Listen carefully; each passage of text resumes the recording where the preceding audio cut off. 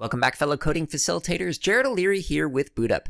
In this video, I'm going to show you how you can create the Starry Night project inside of Scratch. So let's take a look at the original in ScratchJr. Okay, so this one was 100% just pressing the green flag, and it caused all these sprites to move. So we've got blinking stars, spinning star, a shooting star, we've got our bat flying across the screen, and we have our crab moving up and down.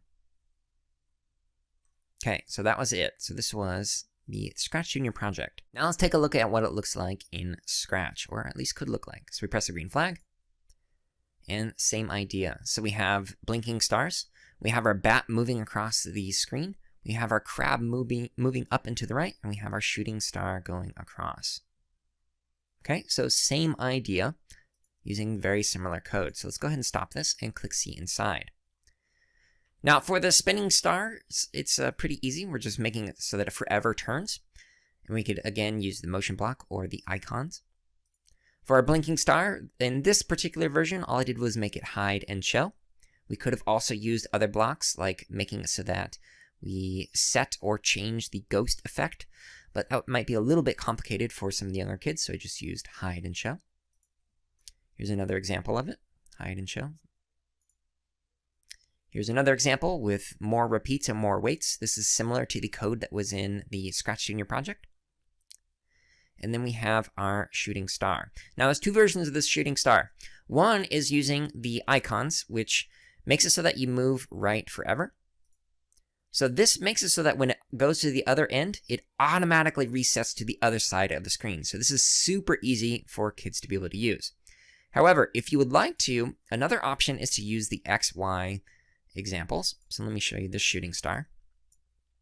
So we just want to say that it moves left and right, and that it forever moves however many steps we want. And if it's on the edge, it will bounce. So this makes it so that it moves across the screen. Let me make it go faster. And when it gets to the edge, it's going to bounce. So it's going to ping pong back and forth forever. So that's one option that you could use if you don't want to use the icon blocks. Otherwise, when you're using the icon blocks, it's the exact same code as before. Green flag, forever, move to the right. Okay, and it will, again, just teleport. So now let's look at some of the more complicated sprites. These are sprites that I wouldn't expect very young kids to be able to replicate in ScratchJr or in Scratch, but some of the older kids, like maybe second graders, would be able to figure this out. So let's look at the icon version of this.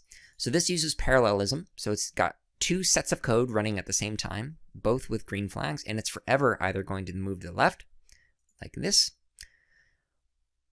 and then it's also forever going to move up and then down. So this makes it look like it's flapping. And when both of them are going at the exact same time, it's going to make it so that it moves across the screen. So that's the icon version of this. Now let's take a look at what this would look like with the XY. So when I do this, again, we can make it so that it moves left and right, and it will bounce on the edge, and then we can change the Y or take away the Y, and that is going to make it move up and down like it is flying. So here's what both of them look like. Okay, so very similar, but two very different approaches. This one is easier, and then the motion blocks might be for like second graders or third graders or something. Okay, so last sprite on here is the crab. So click on the two dashes here to see the original code.